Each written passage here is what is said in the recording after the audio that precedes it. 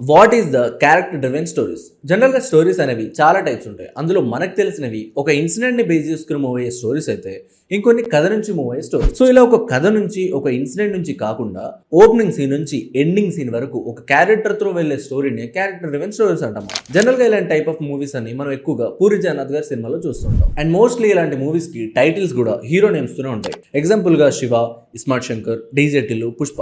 So ఈ movies లో hero characterisation అనేది రొటీన్ గా అన్ని మూవీస్ లో ఉన్నట్టు కాకుండా కొంచెం పెక్యులర్ గా డిఫరెంట్ గా బిహేవ్ చేస్తూ ఉంటుంది. And screenplay or conflicts కూడా కథ నుంచి కాకుండా హీరో క్యారెక్టర్ ని బేస్ చేసుకుని రన్ అవుతూ ఉంటాయి. ఫర్ ఎగ్జాంపుల్ ఇప్పుడు మనం పుష్ప మూవీని తీసుకుంటే, హీరో అనేవాడు ఒక మామూలు లేబర్ కూలీ పొజిషన్ నుంచి ఎక్కడి వరకు ఎదిగాడు, ఈ ఎదిగే ప్రాసెస్ లో ఎలాంటి ప్రాబ్లమ్స్ ఎదుర్కొన్నాడు, చివరికి ఏం సాధించాడు అనేది క్లియర్ కట్ గా ఆ క్యారెక్టర్ చుట్టూ తిరుగుతుంది. ఆల్సో మనం థియేటర్ నుంచి బయటకు వచ్చాక పుష్పరాజ్ అనే ఒకే ఒక క్యారెక్టర్ మన మైండ్ లో తిరుగుతుంది. So this is about CDS movies. And ఇలాంటి కంటెంట్ వీడియోస్ కోసం లైక్ చేసి ఫాలో చేయడం మాత్రం మర్చిపోకండి.